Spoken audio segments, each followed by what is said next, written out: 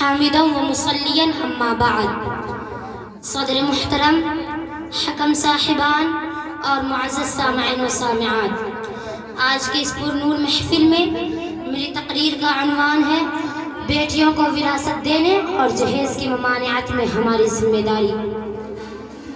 کہاں سے آئی ہے لوگوں بتاؤ یہ رسم جہیز، کہاں سے آئی ہے لوگوں بتاؤ یہ رسم جہیز، میرے نبی کے سنت میں اس کا کوئی سراغ نہیں۔ صدر علی وقار، یہ ایک سنگین اور حساس موضوع ہے۔ جب ہم اپنے معاشرے اور سوسائٹی کی جانب نظر کرتے ہیں تو اظہر من الشمس کی طرح یہ بات کھل کر سامنے آتی ہے کہ تقسیم میراث بالکلیہ مفقود ہے اور جہیز جیسی لعنت کا چلن عروج و بام پر ہے۔ وراثت کے سلسلے میں اللہ تبارک و تعالیٰ نے سورہ نساء میں بڑی تفصیل سے اس کا ذکر کیا اور فرمایا تلک حدود اللہ، یہ اللہ کی حدود اور باؤنڈریز ہے۔ وَمَن يُطِعِ اللَّهَ وَرَسُولُهُ، جو اللہ اور اس کے رسول کے فرمان پر عمل کرے گا، وَيُدْخِلُهُ جَنَّاتٍ تَجْرِي مِن تَحْتِهَا الْأَنْهَارُ خَالِدِينَ فِيهَا، وہ ایسی جنت میں داخل ہوگا جس کے نیچے سے نہریں جاری ہوں گی اور وہ ہمیشہ ہمیشہ اس میں رہے گا۔ وَمَن يَعْصِ اللَّهَ وَرَسُولُهُ، جو اللہ اور اس کے رسول کے نافرمانی کرے گا اور اس کے مقررہ حدود سے تجاوز کرے گا، وہ جہنم میں ڈال دیا جائے گا اور اس کے لیے رسوا کن عذاب ہے۔ محترم سامعین، میراث کا عدم نفاذ کتنا بڑا ظلم و زیادتی ہے اور کس قدر وعید اور دھمکی ہے۔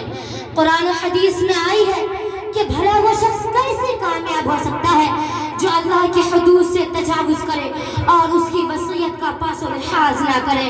حضرات گرامی، آج ہمارے معاشرے میں میراث کا تصور اس قدر ذہنوں سے نکل گیا ہے کہ بچیاں اور بہنیں خود اپنا حق لینے میں شرم محسوس کر رہی ہے۔ ستم ظرفی تو یہ ہے کہ بیٹوں کی تعداد کتنی بھی زیادہ ہو، حتیٰ کہ 10 یا اس سے بھی زیادہ ہو، تو وراثت میں سب کے حصوں کا حساب و کتاب لگایا جاتا ہے، مگر اسی فہرست میں اگر ایک بیٹی ہو تو وہ بیچاری محروم کر دی جاتی ہے۔ آخر ایسا کیوں ہے؟ بچیاں کب تک مظلومیت، مقہوریت، محرومیت کی شکار ہوتی رہے گی؟ کب تک ان کے ساتھ ناانصافی ہوتی رہے گی؟ ظلم کسی بھی سطح پر ہو بہت بھیانک جرم ہے۔ اللہ تعالیٰ ظالموں کو پسند نہیں کرتا، اپنے بندوں کے اوپر ظلم کو حرام قرار دیا ہے۔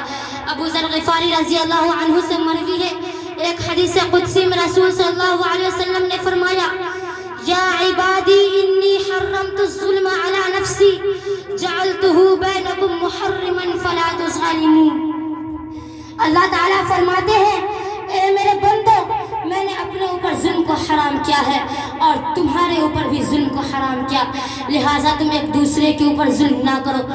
لیکن معاملہ اس کے برعکس ہے، ہم نے میراث کا متبادل جہیز کو بنا دیا ہے اور بہت سے لوگ یہ کہتے ہیں کہ ہم نے جو جہیز دے دیا اس کے بعد وراثت میں اس کا کوئی حق نہیں رہا، کیونکہ ہم نے پہلے ہی یہ نیت کر لی تھی یہ جو کچھ انہیں دے رہے ہیں وراثت کا حصہ ہے۔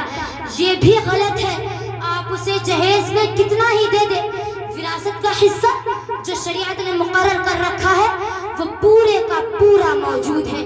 جہیز دینے سے بیٹیاں محروم نہیں ہوتی، زندگی میں وراثت جاری نہیں ہوتی، آپ اسے کتنا ہی دے دیں وہ اس کے لیے ہبہ ہے، وراثت تو مرنے کے بعد جاری ہوتی ہے۔ ذرا متانت و سنجیدگی سے سوچیے کہ کتنے سلیقے اور صفائی سے یہ کہہ دیا جاتا ہے کہ ہماری بہنوں نے معاف کر دیا، انہیں وراثت میں کوئی حصہ نہیں چاہیے۔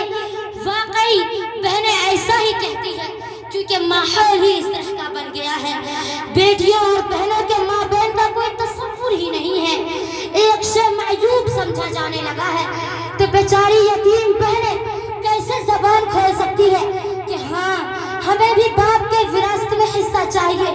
کہ اگر مطالبہ کر لیا تو گاہے بگاہے جو بھائیوں کے گھر پر آنے جانے کا سلسلہ ہے وہ بھی ختم ہو جائے گا۔ عیدین کے موقع پر گفٹ و تحائف کے سسٹم بند ہو جائیں گے، بھائی ناراض ہو جائیں گے، بھابیاں تا حیات ناراض ہو جائیں گی۔